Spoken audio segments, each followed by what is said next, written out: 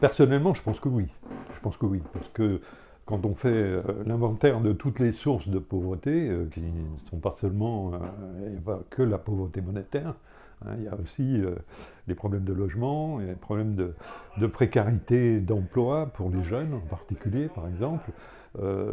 Oui, oui. Pour moi, c'est évident qu'il faut s'atteler sérieusement, ce qui n'est pas fait aujourd'hui, malheureusement, malgré toutes les mesures qui sont prises. Aujourd'hui, on a encore beaucoup trop de gens dans la rue.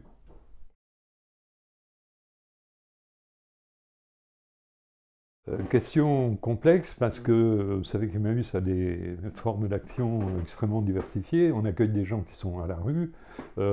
Plusieurs centaines de milliers de nuitées sont offertes, par exemple, dans les grandes villes, aux personnes qui sont à la rue. On estime qu'il y en a à peu près 100, entre 100 et 150 000 au quotidien, hein. Ça, c'est une priorité que de les loger. Euh, Lutter contre le sans-abrisme, ça c'est vraiment une priorité. La pauvreté et l'exclusion. Nous accueillons 5000 personnes dans nos communautés, mais ce n'est pas suffisant. On a à peu près aujourd'hui, toutes les semaines, 500 personnes, 700 personnes à qui on refuse l'accueil dans nos communautés.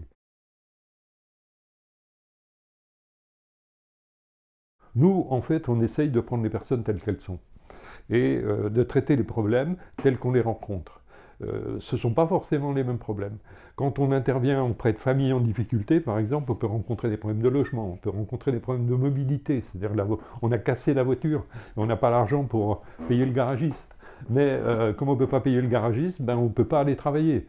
Et donc en fait, c'est ce cercle vicieux qu'il faut arriver à briser, et c'est ce qu'on essaye de faire. Donc en fait, donner une priorité absolue à Emmaüs, moi je dirais que dans les faits, ce que nous essayons, c'est de proposer une société plus juste, plus égalitaire, plus fraternelle, peut-être, ce serait ça.